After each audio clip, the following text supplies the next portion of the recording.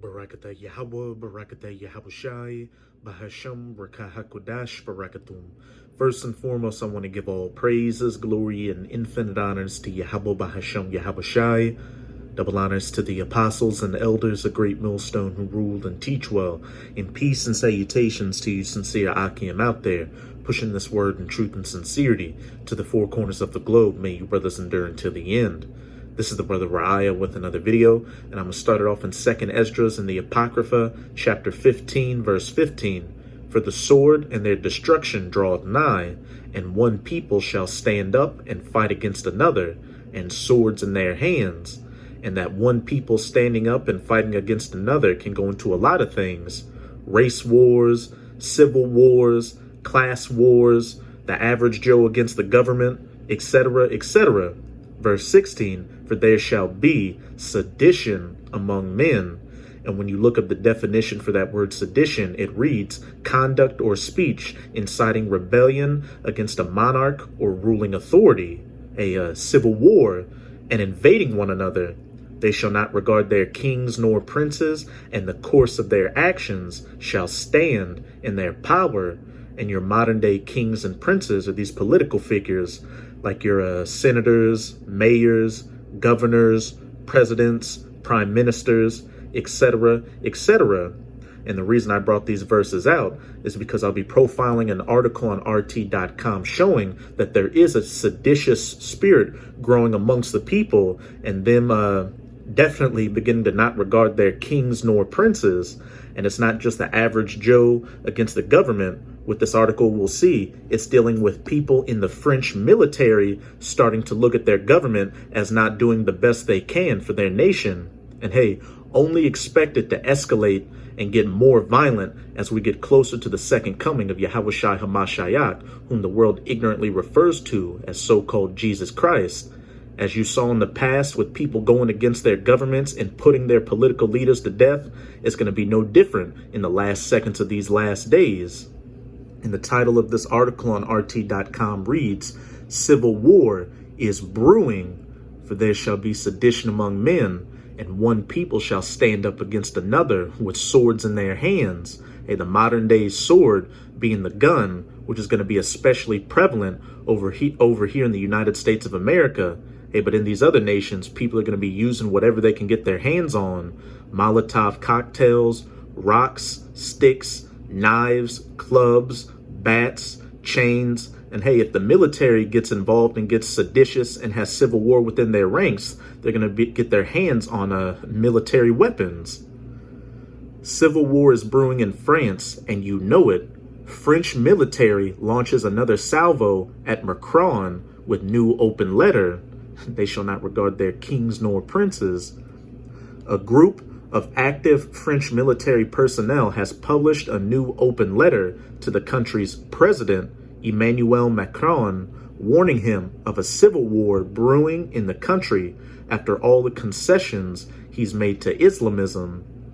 And hey, besides this, you've already seen people being in a seditious spirit towards their government in France, with the Yellow Vest protests before the C-19 lockdowns, and then people protesting because of the austere measures of lockdowns, and not just in France, but all across Europe. The letter published in the conservative Valeurs Actuelles magazine late on Sunday strikes a similar tone to the message published by the same outlet last month, unlike the previous one, which was signed by 25 retired generals and active duty soldiers. Hey, the letter that was signed previously had 25 retired generals signing it, showing that it's not just lower ranked soldiers that are feeling seditious towards their modern day kings and princes. It's those that are higher up in the ranks as well. The new letter is anonymous and is open for signing by the general public. As of noon on Monday, it had attracted over 100,000 signatures. The authors of the letter have described themselves as active duty French soldiers belonging to the younger generation of the military that saw actual combat over the past years. We are what the newspapers have called the fire generation, men and women, active soldiers of all armies and of all ranks, of all opinions. We love our country. These are our only claims to fame, and while we cannot by law express ourselves with our face uncovered, it is equally impossible for us to stay silent, the letter reads. What does this say? Another article from RT.com. More than half of the French people support Generals' warning that France is disintegrating and hurtling towards civil war, poll shows. The letter accuses President Macron of making concessions to Islamism on French soil, while the country's military has been spilling its blood to fight against it in Afghanistan, Mali, the Central African Republic, or elsewhere. And hey, best believe that those soldiers, those French soldiers that have fought against so-called Islamic extremism in those countries, are becoming disillusioned, just like the U.S. soldiers that have fought in the wars in Iraq and Afghanistan. They're seeing that the message they were sold to go fight that war is not up to snuff. And also, a lot of these so-called attacks that have been happening in these European countries, I'll just say that there's more to than meets the eye to them. Look up something called Operation Gladio, spelled Gladio. The authors have also indicated that at least some of them have taken part in the domestic Operation Sentinelle launched after the devastating 2015 Charlie Hebdo terrorist attacks and witnessed certain ethno-religious communities in France completely detached from the rest of the country. For such communities, France means nothing but an object of sarcasm, contempt, or even hatred, the letter reads.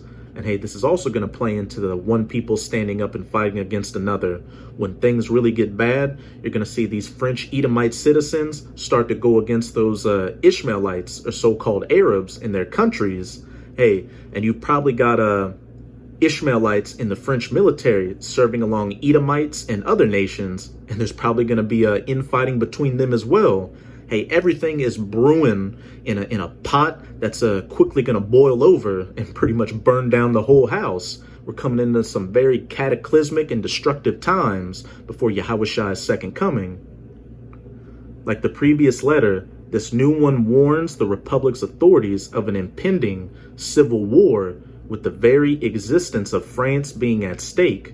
Once again, civil war is brewing in France, and you know it perfectly well. The letter reads, "We're not talking about extending your mandates or conquering others. We are talking about the survival of our country, the survival of your country." The authors of the letter have also voiced strong support towards the signees of the first one and harshly criticized the government's response to it. To encourage the Army's senior officers to take a stand and expose themselves before angrily sanctioning them as soon as they write anything other than battle reports, one must be quite perverse, the letter reads. Cowardice, deceit, perversion, this is not our vision of hierarchy. On the contrary, the Army is, par excellence, the place where we speak the truth because we commit our lives. The first letter, published on April 21st, on the 60th anniversary of a failed coup d'etat against General Charles de Gaulle over his support in favor of independence for Algeria, caused an uproar among France's top officials, amongst their modern-day kings and princes. Prime Minister Jean Castex branded the message an initiative against all our Republican principles of honor and the duty of the Army, while the military vowed to punish the active duty signees. And this is only going to further sign the pot. People from the average Joe to those in the military, all across the planet, are getting disillusioned with their governments, seeing that these policies they're pushing aren't for their best interest, but are really for the best interests of the powers that be, pushing for their NWO. So when they see these people that they're bringing up their grievances with further talking down to them and threatening retaliation, it's only going to further escalate things and bring about that violence and the blood in the streets. So with this article, you get the point. But this is just another example of biblical prophecy taking place right before your very eyes. And not just Is this an example of sedition among men coming and one people fighting against another? But this is showing that Esau Edom's kingdom and rulership globally is breaking down. And as it says in Mark chapter 3, I'm going to read verse 24 to 25. If a kingdom be divided against itself, that kingdom cannot stand. And as we just read in that article, the Edomite kingdom of France is clearly divided. You've got Edomites in the French military starting to go up against the authorities and the government. And like I said earlier, you had the Yellow Vest protests before C-19 and then protests after C-19. And it's not just in France. Again, you've got Edomite countries all over Europe divided. People divided betwixt each other and people divided against their governments. And then as a whole, this last leg of the fourth beast, those iron toes mixed with miry clay in Daniel chapter 2, the reincarnated Roman Empire, the NATO-EU alliance that the U.S. is a part of is divided.